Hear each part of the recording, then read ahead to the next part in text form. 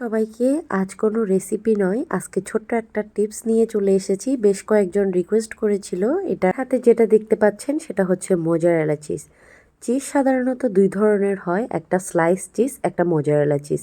Slice চিজে সাধারণত কোনো ঝামেলাই থাকে না, কারণ ওটা এক একটা পিস পলিথিনের মধ্যে মোড়ানো থাকে। আপনি জাস্ট রান্নার সময় বা যে কোনো কিছু বানানোর সময় ওটা দিয়ে দিবেন।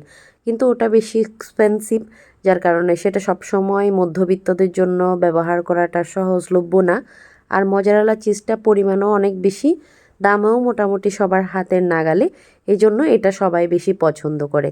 এখন আসি মূল কথায়। এটার ব্যবহারটা অনেকে সঠিকভাবে জানে না বা স্টোর করতে জানে না বলেই এটা কিন্তু রান্না পারফেক্ট হয় না বা কোনো স্ন্যাক্সে দিলে সুন্দরভাবে মেল্ট হয় না।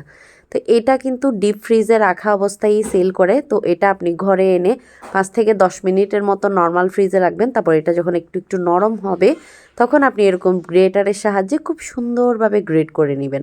এই যে দেখতেই পাচ্ছেন কত সুন্দরভাবে ইজিলি আমি গ্রেট করে ফেলতে পারছি। মোজারেলা চিজ কিনে আনার পরে গ্রেট করতে যাবেন না, এতে করে কিন্তু এইবার তো সুন্দর করে গ্রেট হবে না, যার কারণে আপনাদের মনে হবে চিজটা আসলেই ভালো না।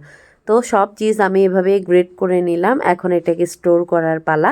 একটা এয়ারটাইট বক্সে রেখে দিব ডিপের মধ্যে। যখনই রান্না করব বা পিৎজা বা পাউরুটিতে দিব, তখন এটা আমি মানে 5 মিনিট আগেই ডিপ থেকে বের করে বাইরে রেখে দিব।